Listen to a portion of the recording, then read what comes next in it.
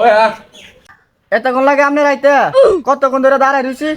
হেই আব্বা কি তো আবেরা বিয়া করতে পাগল হয়ে গেছে, আব্বা কি কোনো কাম কাজ নাই? হেই এটা একটা বলো দিছে তোর সুটটা দেখছেন কিন বালা বুঝে। আব্বা আলিয়াত কে লাগা মিষ্টি লইছেন না? দেন না শ্বশুর বাড়ি যাইতাছি। এ বিয়া না করে শ্বশুর বাড়ি বাংলাইছে। আরে ফল মিষ্টি দিলে যাবো, এটা তো কাটতে ওইটা আমরা দিব।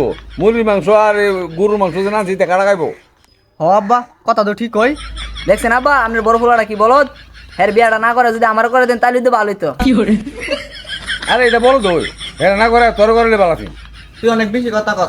আই এই কি শুরু করছ? তোর দুই ভাই কি দাওয়াত খাওয়ার ইচ্ছা নাই? আব্বা আপনি দাওয়াত খাইতে যাইবেন, দেখছেন আপনার ফুলা কি পরে আইছে রে ঝুলা।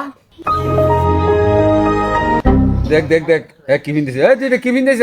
আমি তুই খেয়ালই করছি না। আব্বা জীবনের মতন বিয়া করতাম যাইতাছি, কি ফিনছি না ফিনছি দি দেওয়ার সময় নাই, আগে বাইত বই না লই পরে দেবো মানে কি ফিনছি। হালার ঘরে হালা বল লাগে পাগল হয়ে গেছে গা। আব্বা এর কিছু কইবেন? পরে কইলাম বিয়া করতাম না, ভাই যামু গা। এই তোরা কাজ তুই বন্ধ কর, আগে বিয়াটা খাই আয়। এই কাজ কাজ হচ্ছে হ্যাঁ। আব্বা কারণ কারণ টুপিটা ফিন্দালি দেন না বইছে না। লালার মতো বিয়া করতে হয়েছে টুপি পিনতে জান না। এই দিকে ঠিক করে দে।